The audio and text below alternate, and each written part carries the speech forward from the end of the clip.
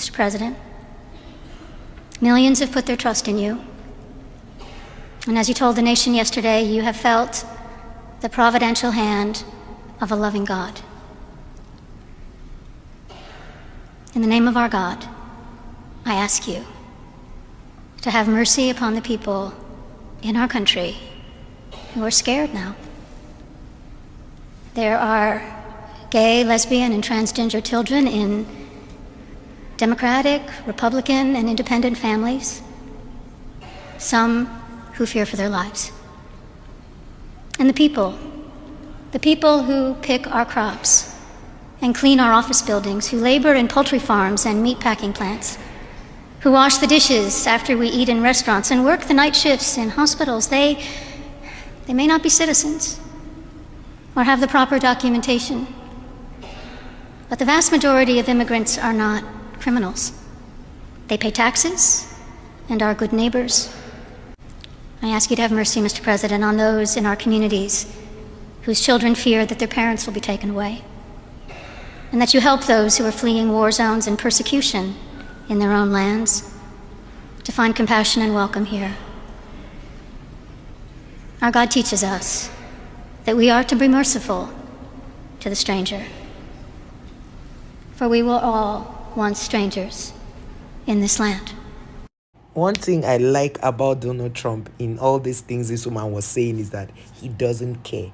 You cannot, as a clergyman or clergywoman, be telling the man not to do what he's supposed to do. God created man and woman for a purpose. If God said, okay, you people should go to the world and do whatever you want to do, he wouldn't have made us man and woman. He would have just made us hermaphrodite. Then we'll now decide on what to become. But in this case, God made us man and woman, and God cannot be mocked. So you are trying to tell him that you said, remember you said God saved you from being unalived when those people shot at you. So just use that church mind and allow the people now. You don't need to send them away. Or every other person you spoke on their behalf, it's okay. But you see those people, those gay, the transgenders and all of those people, leave Donald Trump to do what he wants to do about them. Do not come in between it. Do not come in between that at all. Allow him to do what he wants to do with them. Some human beings are really very funny. People who are changing, you even call children. So there are children who are even gay. Like, do you even, what kind of churches do people go to? What kind of churches do people go to where if I were in this gathering, but for the fact that we would disrespect the president, or maybe they will see it as disrespect to the president, I'm sure Donald Trump would have walked out of this place. He would have walked out, apart from other people, he would have walked out of this place because it doesn't make sense. Anyway, I trust Donald Trump. He will do what he wants to do, because even the executive orders that they say he's been signing and all that, some people said Donald Trump signed that every child that is born in America is not going, they are going to revoke their citizenship and all of that. That was not what Donald Trump said. Donald Trump said children who were born on maternity vacation, let's say, how would I put it? Birth certificate vacation, that kind of people are the ones that they will not tolerate. People who just like maybe travel from their own country with visiting visa. They are not talking about, he is not talking about people who have lived there, who are already citizens. He's talking about those who go there to give birth to children there. He will not take them as citizens of America, or as, I don't know the word to use. So, you know, one thing about some bloggers, I won't say all bloggers, I will say some, they like to pick and choose. They like to pick events where that suits their narrative to push it, just so that people can click and watch, or people can, that is why you see that some of us, we will have low views, not because we are not putting out the right thing. It's because we cannot twist a topic that is not the truth. Donald Trump never said that if you have been an American citizen, he's going to revoke it. He said there will be no longer citizenship for people who come there on visiting visa to give birth, except for those who have who are legal occupants, or they have legal documents staying in America. You understand? So like what this clergy woman is saying, for those who are illegally there, they pay taxes, but the fact that they don't have legal document does not mean they should cast them away. That not all those who do not have legal illegal, those, not all those who have illegal documents are thieves. Some of them are honest, hard working people. And he talked about those, I think the people who come to seek asylum and all of that. But one of the things that people are faulting the clergywoman for saying, in fact, some people are beginning to even think that the clergywoman too is she's woman, but she woman but acts like man. I don't know how to explain it. So there are some topics that are very, very delicate that people should just allow Trump do what he wants to do. Now they asked him about Gaza. I will allow you listen to what he responded about the war in Gaza, the ceasefire in Gaza. Before we talk about the ceasefire in Gaza, have you noticed that immediately the woman mentioned the gay, the transgenders and all of that? Immediately, because the woman said they are the ones that take care of of course you heard that say it, the ones that take care of clean the restaurants, all those things that are there and all of those things when they are done eating and all. They are not criminals. That's the illegal migrants and all. Immediately she got to the gay, transgenders and all. Everybody was sitting around him, just turned and looked at him like, for Christ's sake, why?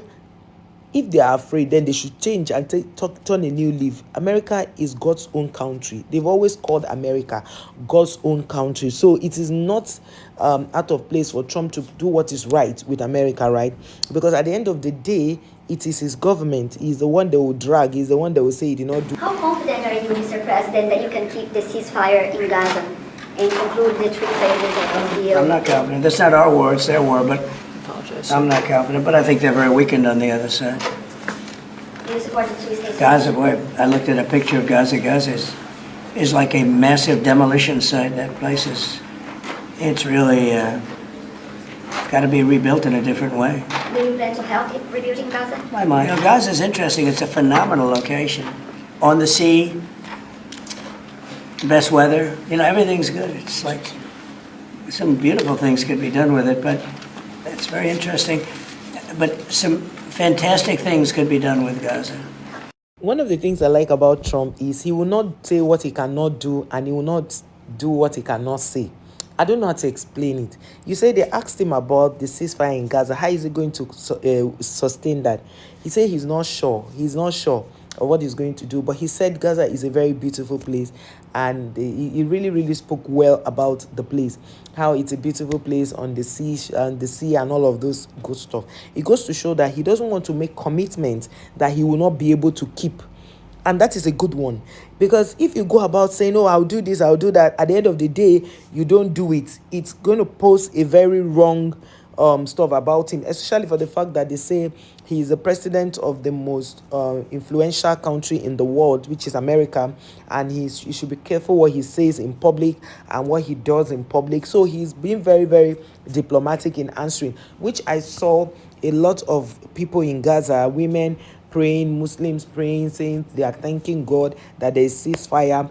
All our heart goes out to all the people living in Gaza. We ask that the Lord will keep them safe, and may this ceasefire really be a thing that they are going to work towards and make their country great again, because it was really something that was concerning to everybody in other parts of the world.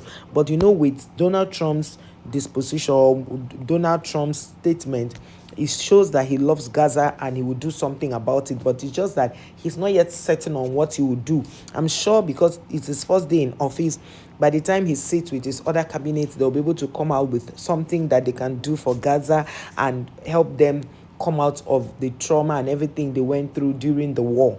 Basically, that's what I think. I don't know what your thoughts are. Let me know on the comment section. I know some people would have, argued or disagreed with Donald Trump about how he's handling this whole first day in office and all. But I feel that he has made giant strides, and he's really, really putting things. This is what, like people said, this is what is called hitting the ground rolling, not running, not the one that some people will say. I didn't mention name, or some people will say hitting the ground running, but yet it's over 1 year going to 2 years and we are still not even started moving, not to talk of running. So guys, let me know your thoughts on the comment section. What do you think about Trump's first day in office, the kind of things he did, the kind of things he said about the war in Gaza and the ceasefire in Gaza.